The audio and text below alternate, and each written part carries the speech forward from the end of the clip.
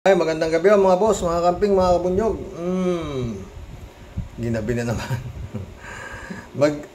Kay ano naman tayo magbigay ng reaksyon ha. Kay Idol, Vlogcaster ha. Ano lang ho to 6 hours ago. Oh. Baka napanood nyo na rin ho to, no? Sara, nagyabang sa Pangulong. Sara, nagyabang sa pagtulong na ginagawa niya para ilapit ang Marcos government sa mga tao. Yun ang pamagat nito. No? Pakinggan natin si Idol Vlogcaster Armandino. Buenas noches or good evening, señoritas y señoritos. I don't know whether President Bongbong Marcos has realized it already. But for me, as a political strategist and a veteran public relations advisor and communication campaign manager sa mga presidente, vice-presidente, senator, and congressmen. Matindi si Idol di ba? And many other top officials, including top businesses in the country, the existence of the satellite offices. At ngayon, napag-alaman natin, 10 na pala. 10 satellite offices of the office of the Vice President constitutes or amounts to an insult to the office of the President. Pinapakita po itong mga satellite offices ni Vice President Sara Duterte na incompetent, walang saysay, walang kabuluhan, at walang malasakit ang Marcos government sa mga mahirap. Kumbaga, walang intensyon. Marcos has no honest intention to help the Filipino people. Kaya andyan yung office of the Vice President to fill the gap. Ng pating 10 satellite offices, anak ng kamote. Mga boss, bakit? Kung sakasakali bang mawala siya sa pwesto, magagamit ba nung papalit sa kanya bilang pangalawang pangulo yung mga satellite offices na tinayo niya? Pera niya ba yan? Kung natatandaan ninyo, nung minsan, nire-reimburse niya yung pagkakabili niya ng mga gamit to sa itinayo niya satellite office na isa. Kinukubra niya ewan ko saan niya kinukubra, basta sa gobyerno. Pinababayad niya. Inabunuhan daw niya. Sa COA, yung COA, inaano siya ng COA. Oo. Parang pinuna siya ng COA sa ginawa niya. Pero walang kwenta yung COA. 10 na yung opisina. Sa anak ng si BP Leni, yung opisina niya Kung pinili pa niya yung mas mura Di ba? Ayaw niya doon sa Coconut Palace dahil malaki raw masyado. Mahal. Eto 10 ang itinayo. Bukod pa tinayo pa lang Anak ng waiting. Buti kung pera niya yung ginamit dyan At the same time mga boss yung susweldohan niya ng empleyado sa bawat opisinang itinayo niya. Pakinggan din natin si Idol. To feel the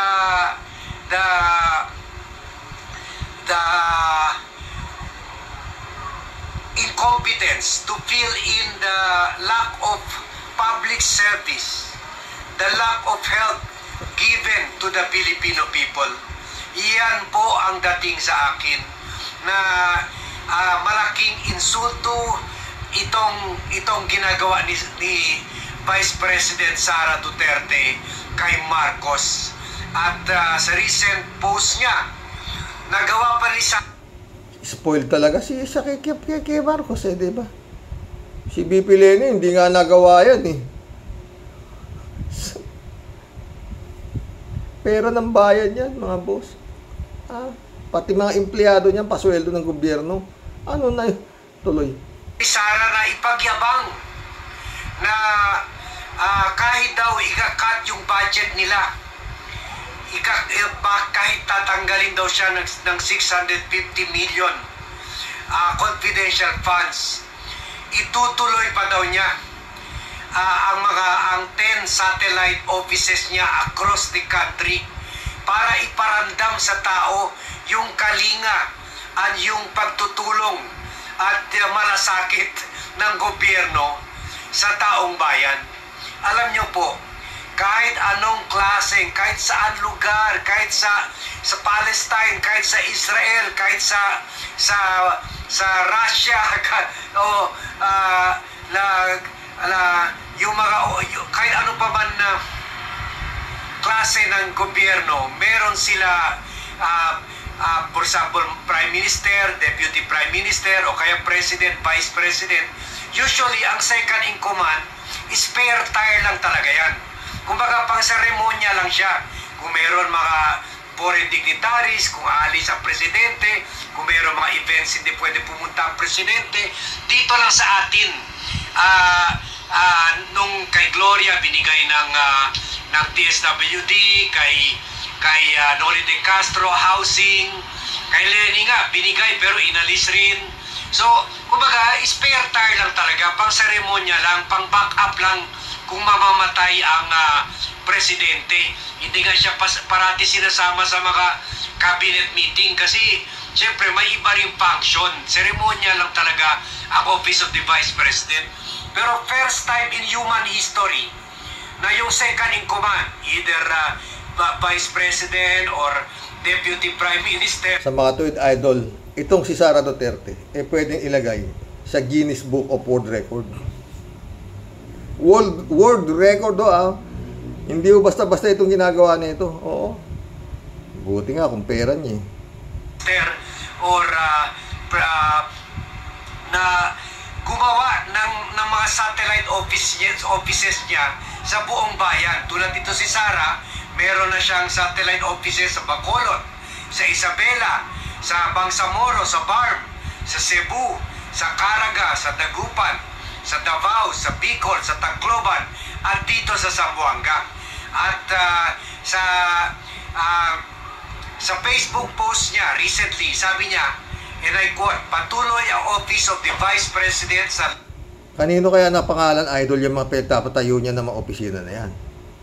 Sino may-ari niyan? Ha? Lord. Layuning landasin ang magahagbang tungo sa pag-unlad at pagbabago. Ang ating dedikasyon at serbisyo ay tunay na naglalayong mapalapit ang pamahalaan sa bawat mamamayan. Sabi niya sa Facebook post niya noong October 27, kung saan pinagsalamatan niya yung mga staff niya, na mga magagaling daw ng mga staff niya dito sa satellite offices.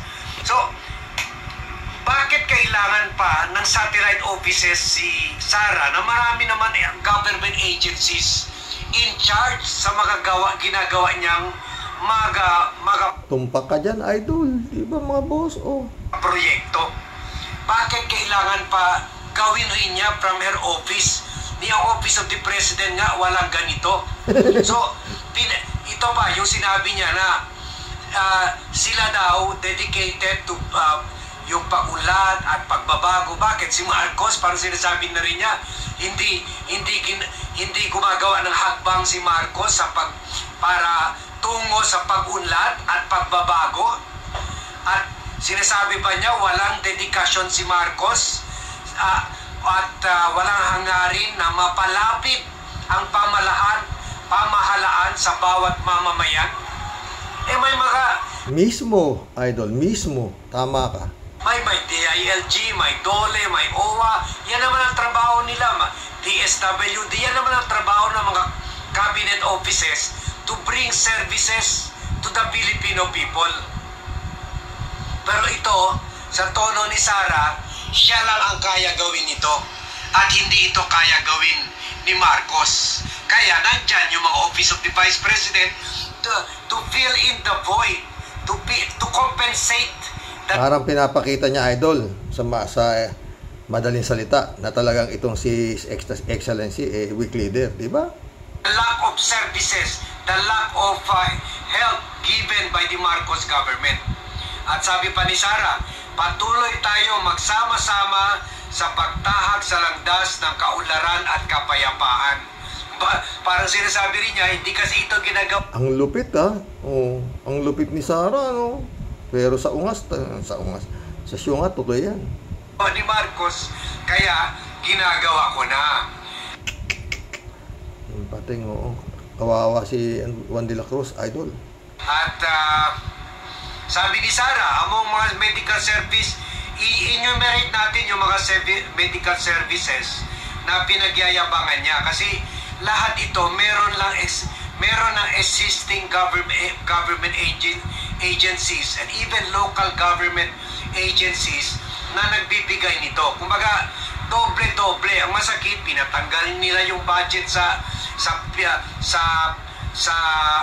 PGH, pinatanggal yung budget sa University of the Philippines, sa Philippine Science High School at Lung Center of the Philippines, Heart Center of the Philippines, tinanggal para ibigay kay Sara, para mapunta dito sa isa sa mga programa niya, Medical and Burial Assistance. Kahit sa Manila, kahit dito, kahit dyan sa Quezon City na yung kaibigan ko na si Mayor Joy Belmonte, nagbibigay naman ng burial assistance. At kahit meron, I think, offices ng gobyerno na nagbibigay rin ito. Libreng sakay. Ginagawa rin ito ng DOTR, Department of Transportation. Pagbabago campaign, yung mga campaign na magtanim ng a million learners and trees. So, magtanim ng mga puno. Ginagawa rin ito ng DNR na under sa Office of the President. Ganoon ang DOTR under the Office of the President. So, sinasabi ba ni Sara, ineffective, useless, and incompetent si Marcos? That's why kailangan punuin niya yung kakulangan. Yun, idol. Mismo. Tumpak. Ni Marcos to bring these services to the Filipino people. Pagkatapos meron rin magnegosyo taday. Magnegosyo taday. Andyan yung Department of Trade and Industry na tumutulong sa maliliit na negosyo. Disaster operations. Andyan yung disaster office na hindi lang sa national level, sa DILG, sa PNP, sa Army, andyan pa yung local governments. At Pansara program, yung pagbibigay ng pagkain sa mga hirap, meron din ang national government yan. And Peace 911, meron rin ito sa mga local government units, at meron rin PNP, at meron rin ang DILG. So, sa mga tuwid, mga boss, yung asta ni Sara, siya na presidente. Short, she is just, parang tawag sa English, superfluous. Yung dinodoble lang niya yung gastos ng gobyerno na meron ng ahensya under the office of the president, headed by the cabinet members, pero pinapalabas niya, kailangan niya gawin ito dahil palpak si Marcos, palpak mga cabinet members, palpak DILG, PNP, lahat palpak. Kaya kailangan niya gawin ito. Mismo. May sarili nga siyang security guard, di ba? 433. May sarili siyang Vice President Security Group. Parang Presidential Security Group, meron siya. Pero bakit payag ka, His Excellency? Parang tama si Vlogcaster, ha? Parang ang ginagawang tulonggis ni itong Vice President mo. Oh. Ha?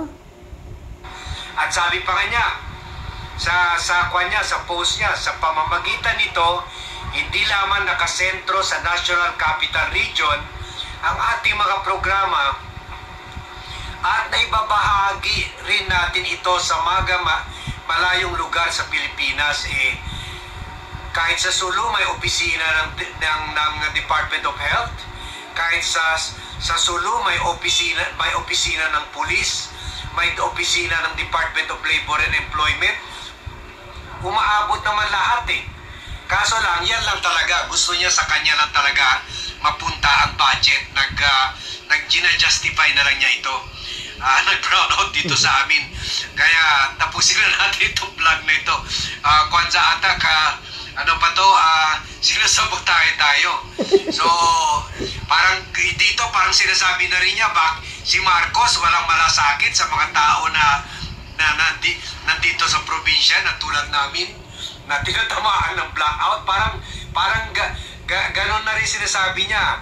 At dinagdag pa niya, ipinahayag ko ang aking taos-pusong pasasalamat sa lahat. O yun, pinagsalamatan niya yung mga tauhan niya. And then siguro, binigyan rin niya ng assurance na tuloy-tuloy ang trabaho nila. So, in short, parang duplication of work lang ginagawa niya. This is just outright politicking, shameless politicking. In short ba yan, Idol, parang paepal, ha? Na ginagawa niya on the way to the presidential election in 2028. Pero buti nga mismo. Kaya dapat talaga yung ICC papasukin na, ha? Nabisto na rin nila Marcos, natakot na rin sila Speaker Romualdez na may plano rin tumakbo. Natakot na rin na kung in 6 years ang dami ng hindi nag-iisip ng mga Pilipino na akala ang pera ay galing kay Sara at magkakaroon ng utang na loob kay Sara. So that is very unfair to the other candidates kung meron 6 years lead time si Sara. Kaya yun, dapat talaga tanggalin na talaga yung confidential funds niya at kung pwede, dapat wag na budgetan itong mga satellite offices na ito. Kung ang dapat na lang gawin ay bagkus palakasin na lang yung mga ahensya ng gobyerno. And this is also a challenge kay Marcos. Siguro ginagawa rito ni Sara Marcos dahil ikaw rin mahina, weak leader ka rin, hindi ka rin nagpaparandam. Lalo na mismo, Idol. At yun nga, ba't nga hindi siya weak leader? Lahat ng gustong gawin niya, hindi niya inaawat.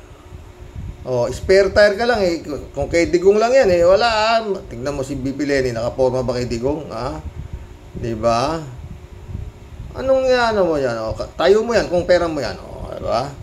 Si Digong pati yung abuloy na simbahan gustong taksan ni Digong tuloy. Sa mga tao sa probinsya tulad namin dito sa Zamboanga, hanggang ngayon tinatamaan pa ng blackout. So ganoon na lang po. Yun na lang ang follow-up natin dito buti na lang nagkailaw.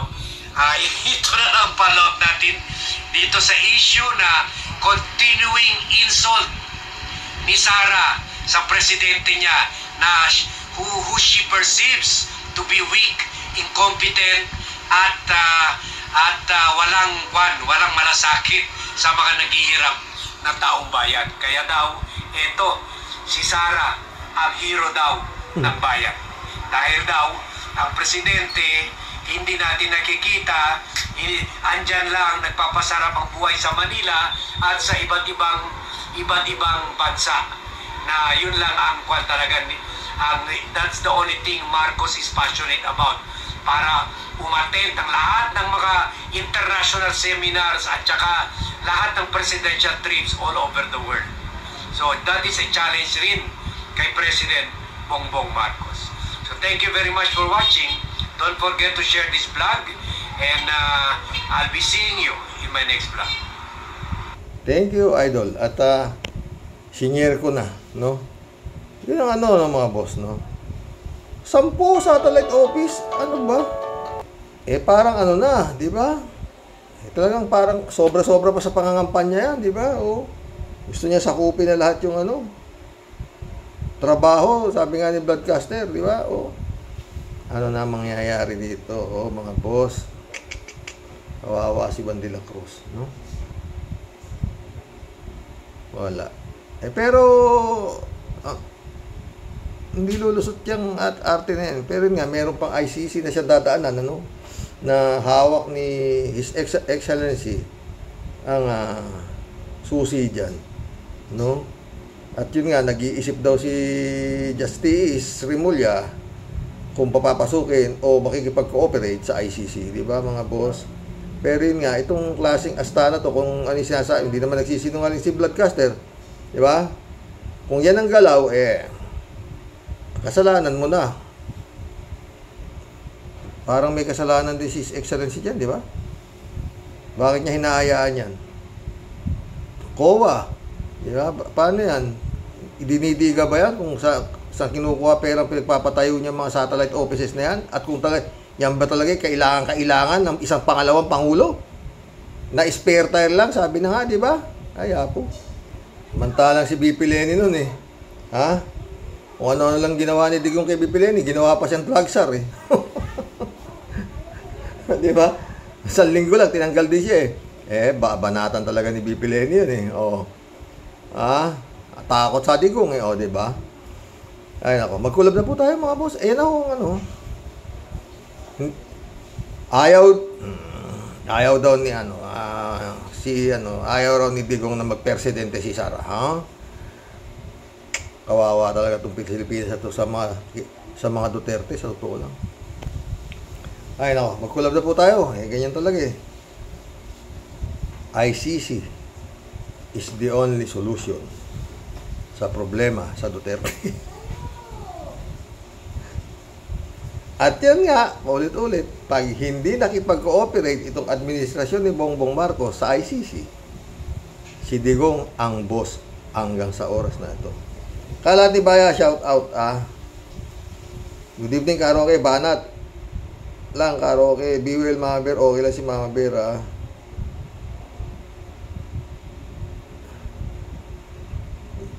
Shout out Miss Akira Milus, sabi ni Kalat ni nandito naman si Miss Akira di ba?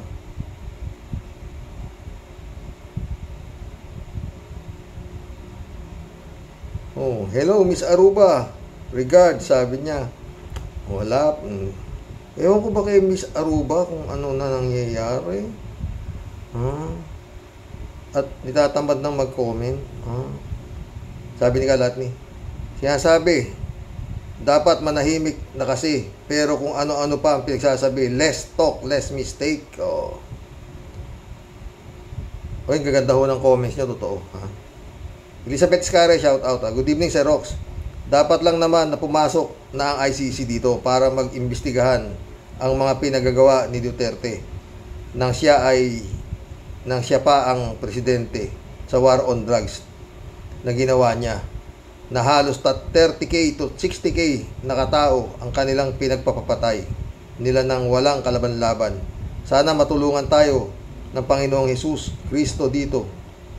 Panginoong Hesus Kristo dito sa magkaroon na ito ng hustisya, di ba, Sir Rox? Sinabi mo pa. Elizabeth Iscari ulit Isa pa, Sir Rox, sana sa gagawing investigasyon ng ICC makipagtulungan dito ang gobyernong ito para makita ng buong mundo na may hustisya pa ding umiiral dito. At umaasa ako na yung mga Duterte sa ating bansa masintensyahan na sila sa mga pinagagawa nilang kahayupan at pagdarambong sa ating bansa. Ito lang ang wish ko, Sir Rox, para sa ating bayang niloloko ng mga Duterte clan. Wish ko rin yan. Pero tignan mo naman friend Elizabeth nagpatayo na 10 satellite office. Okinawa, Japan. Bakit habang panahon ka bang Vice President? Only sa buong mundo, sabi nga ni Idol, siya lang ang ganyang ginawa.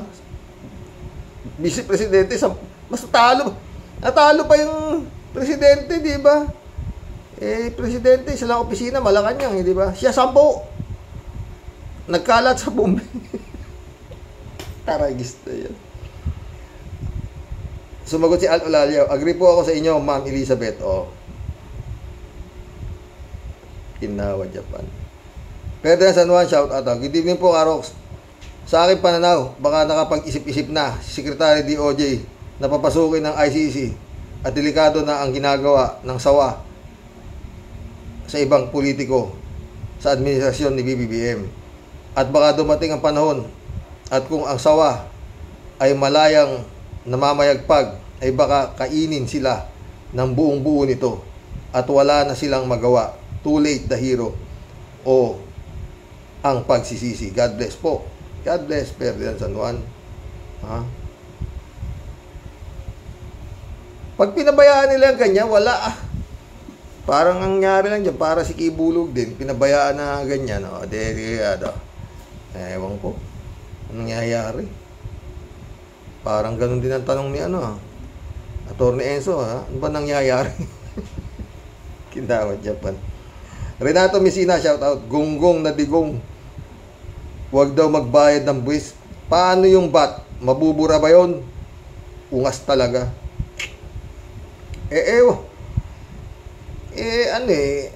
Anim na taon. Isipin mo hanggang ngayon, siya pa rin ang nagdidikta. Ha? Kaya nga yung sabi ko, pag hindi nakika-operate ito, ibig sabihin siya pa rin ang boss nila. Di ba? Simple as that. Kailangan pa bang i-memorize yan, mga boss? Ha? Elizabeth Iscario ulit. Tama kayo, Sir Rox. Kung di papayagan ng gobyernong ito na makapasok sa ating bansa ang ICC, 100% na malaki ang takot ng BBM administration sa Duterte.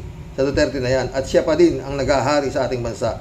Nakakalungkot kung ito ang mangyayari. Kailangan na tayong magluksa kung mangyayari ito. Diba, Sir Rox? Dapat ka ako na nga, diba? Kailangan gumalaw na yung tunay na may-ari nitong kumpanyang Republika ng Pilipinas. Pag pinabayaan lang natin yung mga tinatawag na public servant na yan na maglustay na salapi ng kumpanyang Republika ng Pilipinas, wala na. Todas mother pati daughter. Renato Messina ulit. Dapat yung lyrics ng kanta mo ganito. Bakit? And now the end is near. Ang kagaguhan ni Digonggung. Bayan na bibigyan na ng hustisya ang mga pinapatay niya. Sabay tawa. Di tingnan mo ba lang, God bless Karok, sabi niya. Sumagot si Johnny Bigudo. Oo nga, bagay yung kanta. And now the end is near para kay Digong. Kaya lang, sa bandang huli, kakantahin niya rin I did it my way. Kaya wala ring mangyayari. Yun ang mabigat doon. Johnny Bigud, ha? Si Akira, shout out Akira. Magandang gabi po dyan sa inyo. Mr. Rato lang, pinapanood ko na po ngayon. Moody Muma, shout out, ha? Sabi niya. Hi sir, good evening po. Tama lang, napapasukin ang ICC. Ikaw, ipakita mo sa buong bansa na manindigan para sa buong bansa. Yang gumagalaw na ang kamay ng Diyos mismo. Sabi niya, ang lakas ng mga Diyos, ang lalayas na Diyos ang pumapanig. Pinagpapapatay ng ibil. Maniwala ako na may Diyos talaga. Salamat po, sir. Ingat po. Mudi mo maulit to. Hi sir, DOJ manindigan ka upang mabigyan ng justice ang pinagpapapatay Diyos na ang kumikilos. ICC, pasok. Salamat ulit sir. Ramon Valencia, shout out. Good morning, bossing. Kung ang pag-aaralan ni Bonying ang plano ng ICC, baka payagan yan. Kagaya ng anak niya na pinag-aralan, ayun, nakalusot.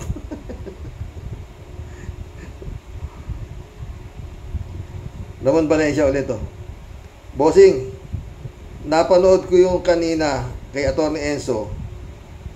Ngumangaw-ngaw si Butanding Shoke na alam daw niya ang kurap ang kamera dahil dati daw siyang kongresista. Para niya sinabing dati siyang kurap, di ba? Mga to, makapag lang di ba? Makapag ngak-ngak lang, di ba? Ewan ko sa mga to. Basta nadikit ka kay Digong, talagang wala mang talaga eh. Sasabog yung mo di ba? Sa kapal ng pera ba?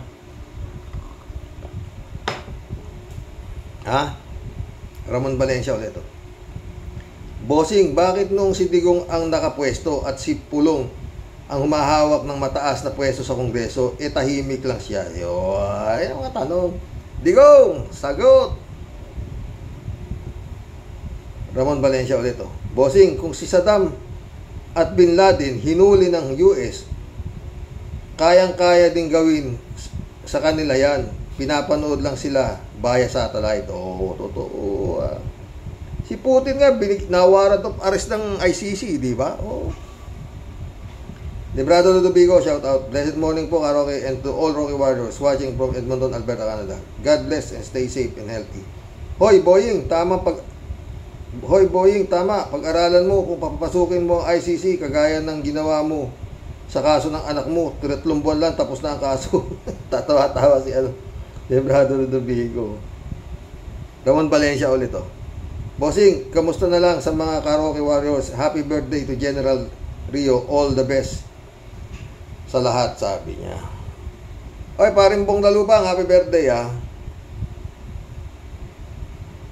Shout out na rin sa'yo, no? Shervin Sapeda, Tia Deli, shout out, ha. Ines Christiansen, July 7 Alcantara, shout out sa inyo, mga friend. Sabi na naman ni, Xerox, Team Aswangot, Kapitenyas in the house. Bumabati po ng mga ngiti. At magandang buhay po sa ating lahat, mga kapatid sa Rocky Warriors. Impong basyang Team Tia Deli, mambubulabog pong muli sa pinakamahabang talata sa kasaysayan. Tawa-tawa, oh. Xerox, wala pong katapusang pasasalamat palagi para sa iyo. Kasi kahit nakakahingal po at nakakasamid, ang haba palagi ng comment ko, talagang nagtitiyaga ka pong basahin para papasaya mo din kami, Xerox, habaan mo na lang palagi ang listahan. Someday baka may mahulog din ako sa ding sako na biyaya para sa iyo mula sa langit. Kasi mananalo na po tayo sa kaso nyo kay Sister Grace. Walang talo yun. Walang talo yun, friend. Maniwala ka. Dumalaw nga dito attorney ko, Attorney Jesus Nazareno, Black Nazarene, dumalaw dito sa linggo siya rito. Oo.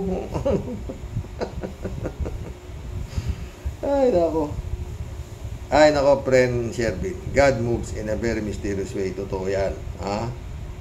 Tuloy natin. Parang naaamoy ko na po. Amoy panalo na. Kasi po, pagod na rin po yung judge. Alam naman po na, kasi nila, nasa panic po kayo ng tama. Totoo yan, friend Shervin ka. Sabi nga po ni Lord sa Biblia, blessed are those who wait and put the trust on faith in God. And faith in God, Kaya Xerox, keep the faith and the smile in your face. Parang ICC lang po yan, Xerox. Palapit na ng palapit. Makakalawit na yung sobrang palalo at sobra pong mapang-api sa lipunan. His time is coming to pay for all his sins, not only to the people, but most of all to our God Almighty. Everything po has an end. Everything po has to come an end. All the abuse powers he did to the people, and all mortal sins that he committed to God. Let's wait and see po kung yung aming pinuno ng Cavite talagang mas pasisikatin pa po kami. Pasok ICC. Pag po kami naging pulpol, Xerox, alam na this. Di na lang po kami sa liig hawak ng Panginoon ng durian, pati po sa tumbong. Kasi nginig po kami sa takot pag di kami sumunod sa utos. Atapang-atao po kami, Xerox, pero yun po depende sa kalaban, Kapag tulisan po ang talagang halimaw sa lupit, ay takbo po kami atulin. Gang sa muli po sa mga kawarriors ko, sa inyo po ay di tatakas at di po tatakbo, atulin. Tunay po sa inyong lahat ay nagmamahal ang mga Aswangot team. Ito ang inyong Tia Deli. Happy weekend everyone. God bless po, Xerox. Walang katapusang pasasalamat at pagmamahal po naming lahat para sa iyo. Salamat, Tia Deli ka. Akira Milos ulit, Hindi ka nga nakainom pero po ang tema po ng pananalita mo ay may pagkasenglot mo na medyo siga. Akira Milos ulit to.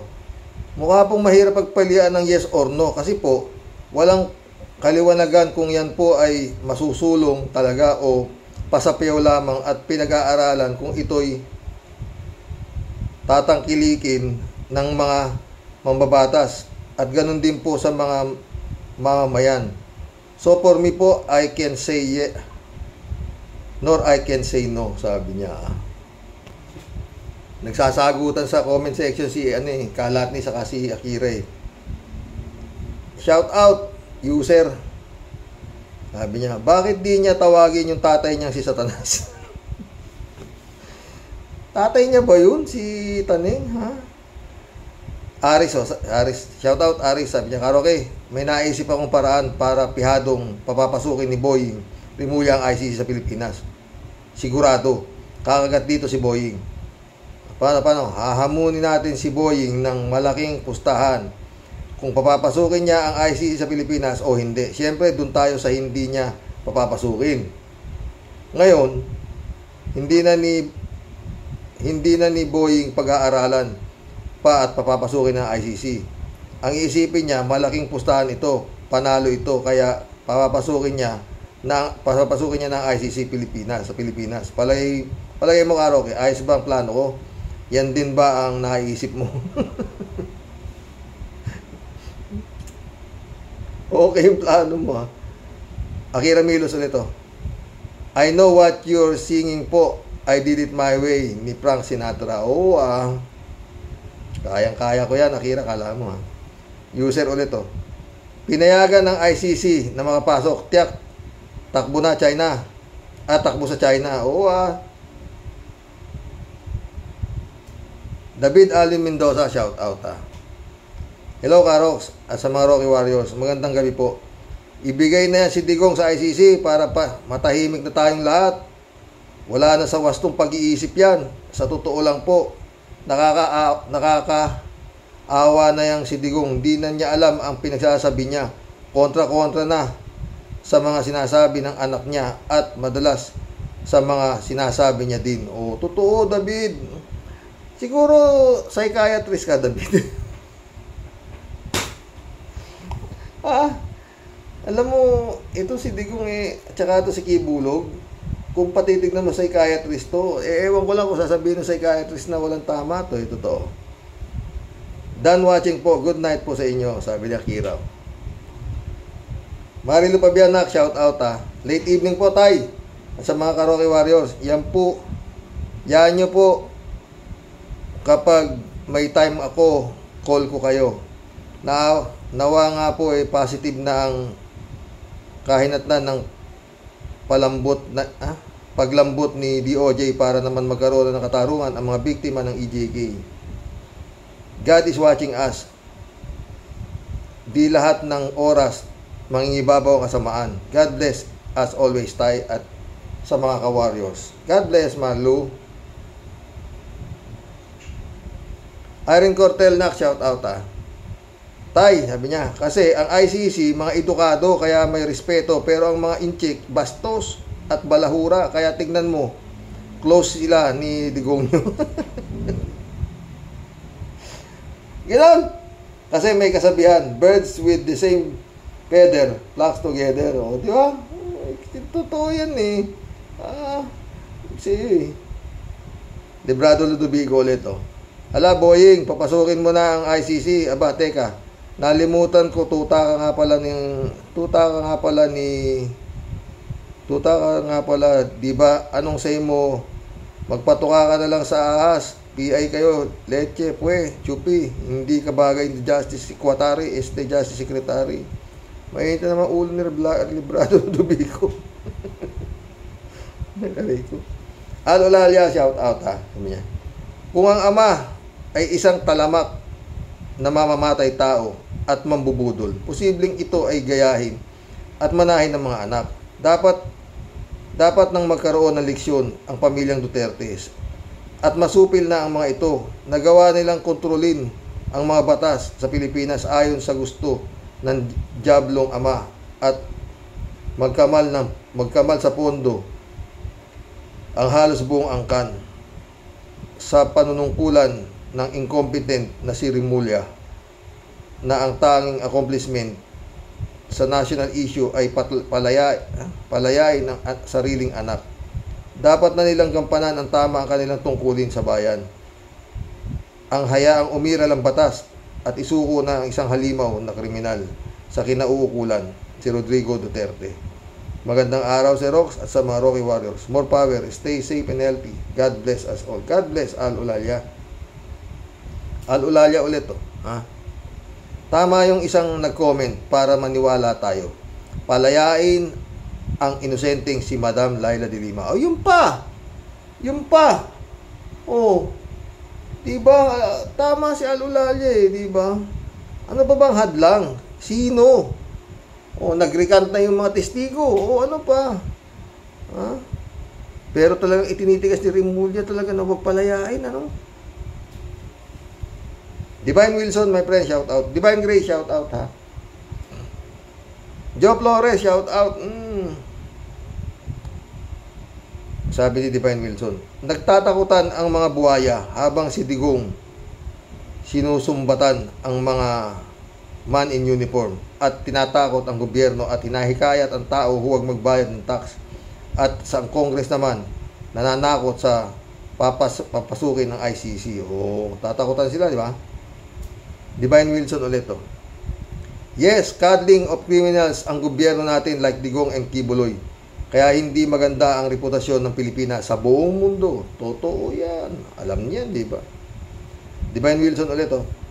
Psychological warfare, si Digong at Congress. Totoo. Aris ulit to. Yan. Na-dismiss na pala ng ombudsman ang murder case ni Remulla na isinulong ni Bantag. Paano ka na ngayon, Bantag? Wala ka nang inaasahan. Magtago ka na lang at mag-ipon ka pang tip para hindi ka mahuli. Pag naubos na ang pantip mo, huli ka. Naku, Aris, malabo pa sa tinta ng pusit na mahuli yan. Oo, maniwala ka, Diyos ko. Kasi nga, paulit-ulit ako, kung talagang totoo yan, si Remulla dyan kay Bantag, huli agad yan. Bago bumaba ang warrant of arrest, na poste yan na yan. Ang lalaki ng intelligence ng mga yan, intelligence pan yan, oo. Poste yan lang yan, oo, bago bumaba yung warrant of arrest. Huli. Kaso nga, baka, bababa na yung warrant of arrest, Brad. Salamat, Brad, ha.